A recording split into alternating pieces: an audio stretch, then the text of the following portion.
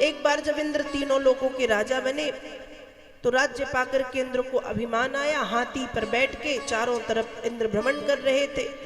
दुर्वासा ऋषि ने इंद्र को देखा तो लगा कि मेरे राज्य का, हमारे राज्य का राजा है, इसका सम्मान करना धर्म है। एक माला इंद्र के गले में डाली, पर इंद्र को लगा कि ये साधारण से फूलों की माला मेरे ऊपर शोभा नहीं देती। माला गले से उतार के पृथ्वी पर फेंक दी। हाथी ने माला पैरों से कुचल दी।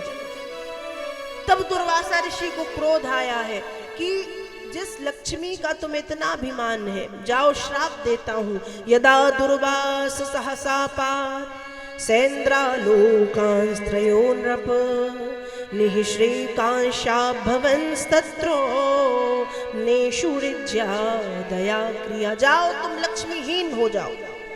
दुर्वासा ऋषि के श्राप से इंद्र आदि देवता श्रीहीन हो गए।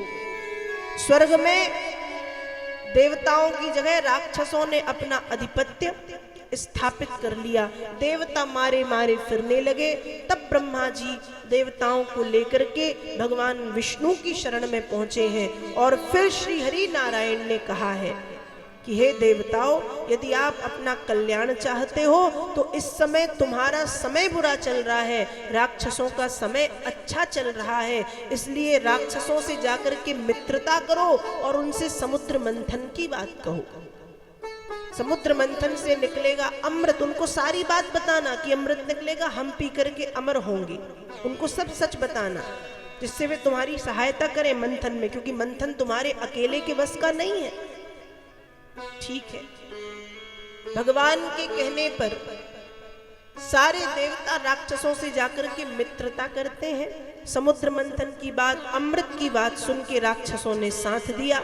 श्री हरि नारायण की कृपा से मंद्राचल नाम के पर्वत की मथानी, बासुकी नामक सर्प की रस्सी बनाई गई। क्षीर सागर में समुद्र मंथन प्रारंभ हुआ है। और जब समुद्र मंथन प्रारंभ हुआ तो समुद्र मंथन करने पर पहले रत्न के रूप में निकलता है विष। क्या निकला? विष। और जब विष निकला तो हाहाकार मच गया कि कौन बचाए, कौन बचाए, कौन बचाए, कौन बचाए। हाहाकार, त्राहिमाम त्राहिमाम त्राहिमाम।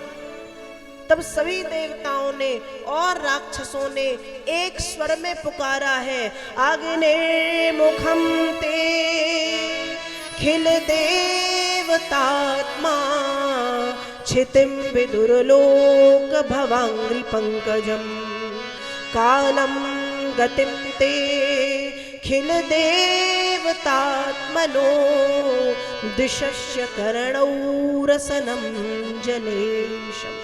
एक स्वर में पुकारा, अग्निर्मुखम ते, हे महादेव, अग्नि आपका मुख है।